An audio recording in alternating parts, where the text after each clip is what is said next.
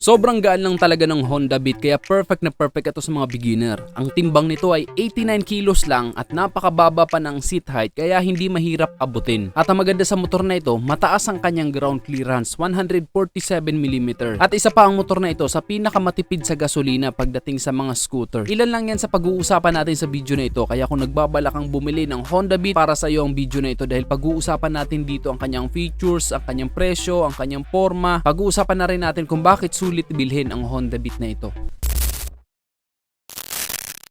Nandito tayo ngayon sa New Nemer, Iriga City at ayan nasa harapan natin ngayon ang napakagandang kulay ng Honda Beat. Ang tawag sa kulay na ito ay Pearl Tourmaline Purple. Napakaganda ng kanyang kulay. Kapag nakita nyo ito sa personal, siguradong magugustuhan ninyo. Pwedeng pambabae, pwedeng panlalaki. Pero sigurado mas maraming magkakagusto sa kulay na ito sa mga babae dahil may pagka-pink yung kanyang kulay kapag tinignan natin. Parang pink na purple. Then maganda yung kanyang color combination. Meron siyang mga decals dito na color yellow. By the way, dito lang sa harapan ng color purple, dito sa likod color black na. Then ayan, meron din siya dito mga decals. Ang maganda dito sa Honda Beat, napakadami nitong convenient features na magagamit mo talaga sa araw-araw na makakatulong talaga sa iyo sa araw-araw. Lalong-lalo na kung motorsiklo ang pangunahing pang transportasyon mo. Ito ay merong flat footboard na perfect lagayan ng mga pinamili mo kung galing ka sa grocery o galing ka sa palengke. Ayan, meron kang paglalagyan dyan. Plus meron pa itong sabitan dito. Then ayan, meron siyang bulsa dito sa harapan kaya meron ka na rin paglalagyan. Medyo malalim din siya pero wala siyang cover. Then ito ay meron na rin built-in charging port. So pwede ka na mag-charge ng cellphone mo dito. Bibili ka na lang ng adapter para makapag-charge ka ng phone mo. Then of course meron itong underseat storage. I think nasa 13 or 14 liters ang capacity ng kanyang storage. Perfect na rin lagayin ng mga importanteng gamit dito. Then nandito yung kanyang tangke. Ang fuel capacity nito ay 4.2 liters. Maliit lang ang kanyang fuel capacity pero ito ay napakatipid sa gasolina kaya malayo ang mararating mo kapag ka ikaw ay nagpa full tank. Dahil ayon sa Honda, kaya nitong kumonsumo ng up to 58.2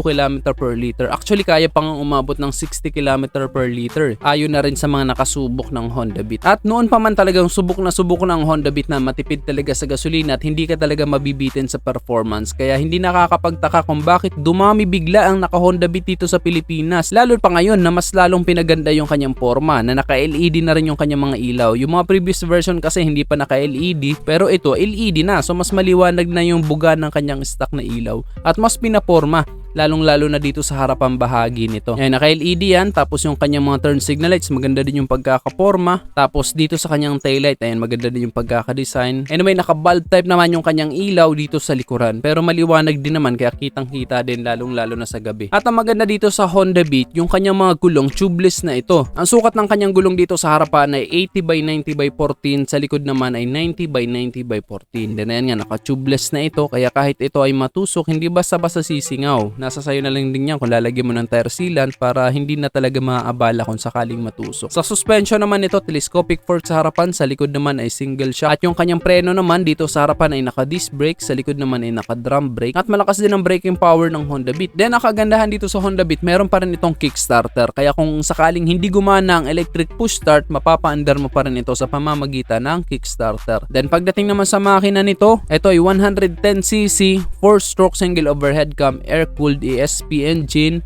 Ang compression ratio ay 10:1. Ang maximum power nito ay 6.63 kW at 7,500 RPM with a maximum torque of 9.30 Nm at 6,000 RPM. And of course, ito ay program fuel injected na. Then kagaya ng sabi ko kanina, maganda ang performance ng Honda Beat. Para sa isang 110cc, hindi ka mabibitin sa performance nito. Mabilis din at malakas din ang arangkada. Very smooth din ang arangkada ng motor na ito dahil nasubukan ko na din. Then pagdating naman sa mga piyesa nito, hindi ka rin naman problema dahil marami din namang available. Anyway, yung presyo ng piyesa nito ay halos kapareho lang din naman ang presyo ng mga piyesa ng Honda Click. Anyway, pagdating naman dito sa kanyang meter panel, ito ay naka semi-digital meter panel. Kaya madaling maintindihan ang kanyang mga indicator. Wala ka nang pipindutin dyan. Nandyan ang harap. At very user-friendly talaga. Madaling maunawaan. Then ang maganda pa dito, meron itong brake lock. So kung nakahinto ka sa mga pataas or palusong daan, hindi ka dadaos-dos. So sakaling ikaw ay nakapark doon or kung kailangan mong tumigil in case of emergency, emergency or meron kang kailangan ayusin or ibaba, hindi dadaos-dos ang motor mo dahil ito ay merong brake lock. Napakalaking tulong yan. Then isa sa safety features nito, meron na rin itong side stand switch na kapag ka nakababa ang kanyang side stand, hindi na rin naandar ang makina. So perfect ito sa mga makakalimutin. At ito ay naka ACG starter na din, kaya tahimik na every time na tayo ay magpo-push start. At yan ang Honda Beat. Ito po yung playful variant. At pagdating naman sa presyo, ito ay nagkakahalaga ng 72,400 pesos. Available ito dito sa New Nemar, Iriga City. At para sa mga nagbabalak bumili ng Honda Beat, wala kayong pagsisisihan sa motor na ito dahil perfect ito sa mga beginner dahil ito talaga ay napakagaan. Kaya hindi kayo mahihirapan sa motor na ito para lang kayong nagdadrive ng e-bike.